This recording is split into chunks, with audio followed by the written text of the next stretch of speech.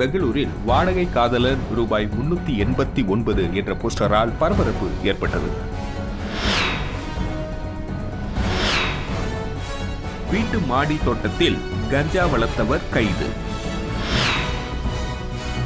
Congo குடியரசு நாட்டில் 150 பெண்கள் பாலியல் வன்கொடுமை செய்யப்பட்டுள்ளதாகவும் 3000 நபர்கள் பலியாகியுள்ளதாகவும் அதிர்ச்சியை ஏற்படுத்தியுள்ளது.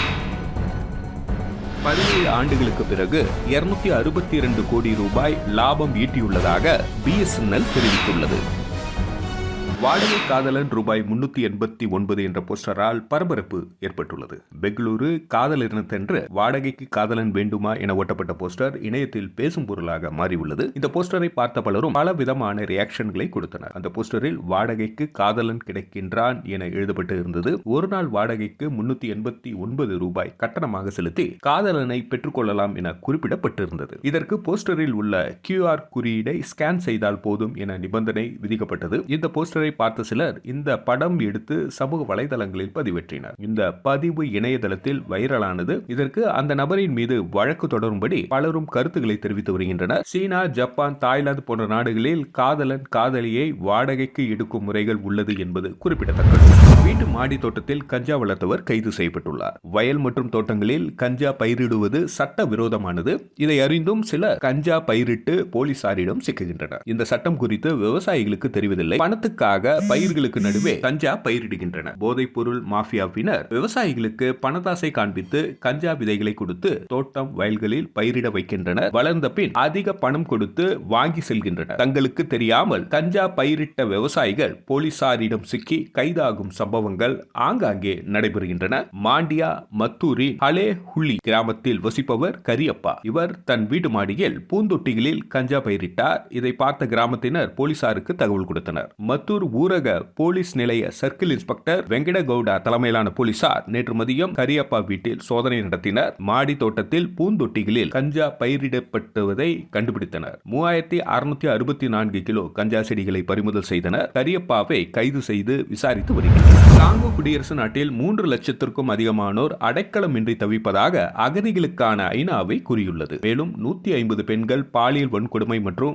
3000 நபர்கள் பலியாகியுள்ளது அதிர்ச்சியை ஏற்படுத்தியுள்ளது. காங்கோ குடியரசு நாட்டில் M23 கிளர்ச்சி குழுவினருக்கும் ராணுவத்திற்கும் இடையிலான போரினால் 3.5 லட்சம் நபர்கள் அடைக்கலமின்றி தவிப்பதாக செய்தியாளர்கள் சந்திப்பில் அகதிகளுக்கான ஐநாவின் செய்தி தொடர்பாளர் கூறியுள்ளார். கோமா நகரில் 70% மேலான முகாம்கள் அழிக்கப்பட்டுள்ளன எனவும் தற்காலிக முகாம்கள் அழிக்கப்பட்டு இருப்பதுடன் வெடிக்காத வெடிப்பொருட்களின் அச்சத்தால் மக்கள் வீட்டுக்கு செல்லவும் அஞ்சுகின்றனர் எனவும் லட்சக்கணக்கான மக்கள் மருத்துவமனைகளிலும் தேவாலயங்களிலும் அடைக்கலம் புகுந்துள்ளனர். ராணுவத்திற்கும் தீவிரவாத குழுக்களுக்கும் இடையிலான தாக்குதலால் சுமார் 3000 நபர்கள் பலியாகியுள்ளனர் என தெரிவிக்கப்பட்டுள்ளது. 17 ஆண்டுகளுக்கு பிறகு 262 கோடி லாபம் ஈட்டியுள்ளதாக BSNL நிறுவனம் அறிவித்துள்ளது. மத்திய அரசுக்கு சொந்தமான BSNL நிறுவனம் தனியார் நிறுவனங்களின் போட்டியால் நஷ்டத்தில் இயங்கி வந்தது. இதனையடுத்து நிறுவனத்தை லாப பாதைக்கு மாற்றுவதற்கு தேவையான நடவடிக்கைகளை மத்திய அரசு எடுத்து வந்தது. பல்வேறு திட்டங்கள், சலுகைகளை அறிமுகம் செய்தது. இதனையடுத்து கடந்த ஆண்டு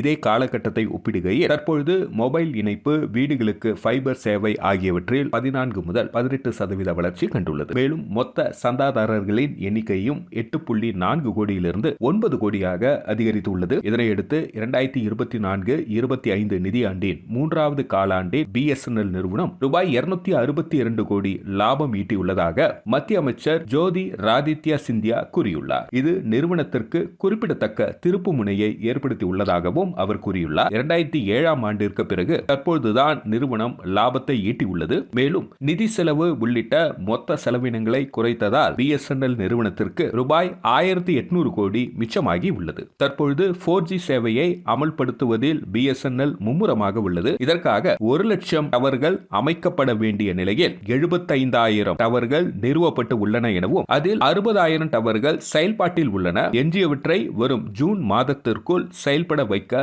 நடவடிக்கை எடுக்கப்பட்டு உள்ளது என தெரிவிக்கப்பட்டது. அறிவிக்கப்பட்டுள்ளது. இந்தியாவில் வேலை வாய்ப்புகளில் மனிதர்களுக்கு பதிலாக AI பூர்த்தி செய்துவிடும் என்ற அச்ச உணர்வு இளைஞர்களிடையே எழுந்துள்ளதாக கருத்து கணிப்பில் தெரியவந்துள்ளது. இந்தியா டுடே மற்றும் சி வோட்டர் நிறுவனம் இணைந்து இந்தியர்களிடையே அதிக முக்கியத்துவம் வாய்ந்த விவகாரங்கள் குறித்து கருத்து கணிப்பு நடத்தியது. அந்த வகையில் வேலை வாய்ப்புகளில் AI எனப்படும் செயற்கை நுண்ணறிவின் பங்களிப்பு குறித்து கருத்து கேட்கப்பட்டது. அதில் வருங்காலத்தில் வேலை வாய்ப்புகளை AI பூர்த்தி செய்துவிடும் என்பது 60% அதிகமானோர் கருத்து தெரிவித்துள்ளனர். அதேவேளையில் மனிதர்களின் வேலை வாய்ப்புகளை AI-யால் பூர்த்தி செய்துவிட முடியாது என்று 30% நபர்கள் கருத்து தெரிவித்துள்ளனர். இதன் மூலம் இந்தியாவில் AI-யினால் வேலை வாய்ப்புகள் பறிபோகும் என்ற அச்ச உணர்வு இளைஞர்களிடையே நிலவி வருவது வெளிச்சத்திற்கு வந்துள்ளது. புதுச்சேரியில் இருளில் மூழ்கி கிடக்கும் ECR ராஜீவ்காந்தி சிக்னலால் ஃப்ரீ லெப்டில் விபத்து ஏற்படும் அபாயம் உள்ளது. புதுச்சேரியில் போக்குவரத்து நெரிசல் மிகுந்த சந்திப்பாக ராஜீவ்காந்தி சிக்னல் உள்ளது. முக்கியத்துவம் வாய்ந்த இந்த சிக்னலில் ECR-இல் ஹைமாஸ் விளக்கு கடந்த 2.5 மாதமாக எரியவில்லை. இதனால் அப்பகுதி முழுவதும் கும்மிருட்டில் மூழ்கி கிடக்கிறது. குறிப்பாக முருகா தியேட்டரில் இருந்து ஃப்ரீ லெப்டில் ECR-இல் திரும்பும் மலைவில் உள்ள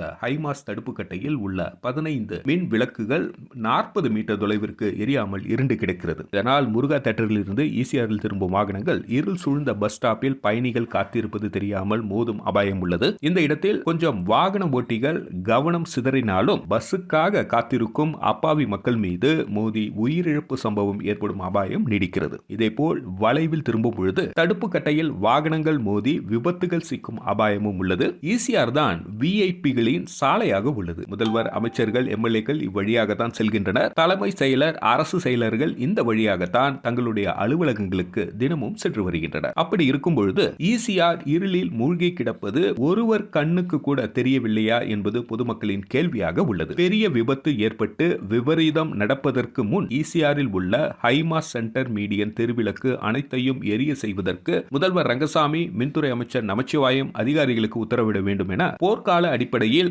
ECR-இல் விளக்குகளை எரியவிட நடவடிக்கை எடுக்க வேண்டும் என பொதுமக்கள் கோரிக்கை விடுத்துள்ளனர்.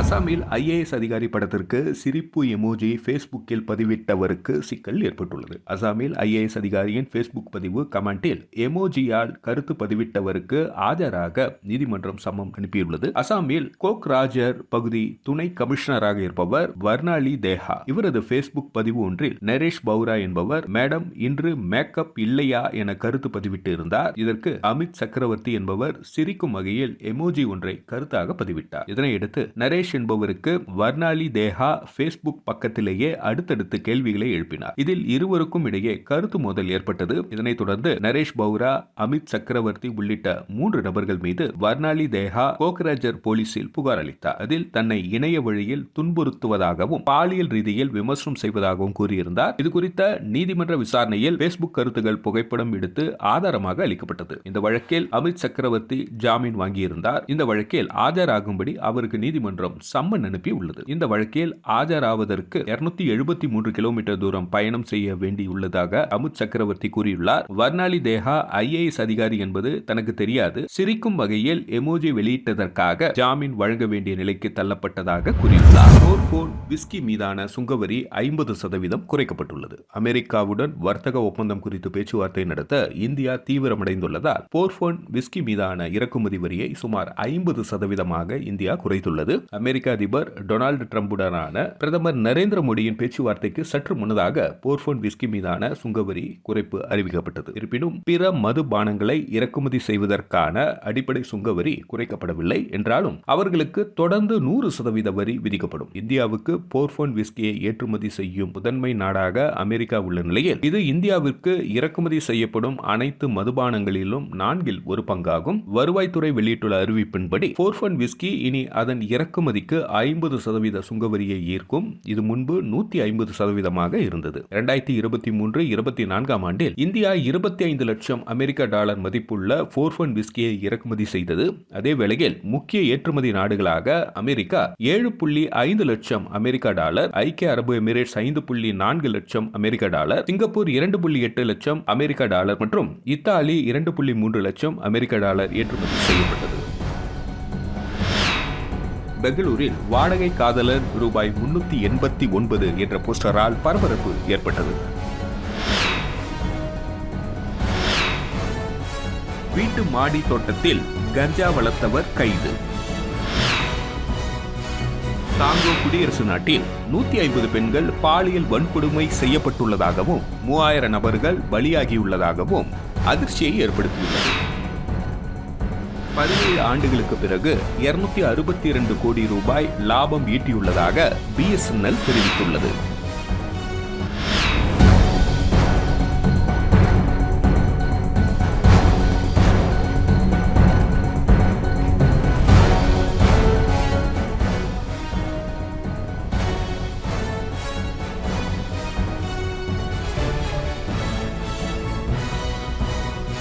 நம்ம சேனலை சப்ஸ்கிரைப் பண்ணுங்க, லைக் பண்ணுங்க, ஃப்ரெண்ட்ஸ்க்கும் ஷேர் பண்ணுங்க.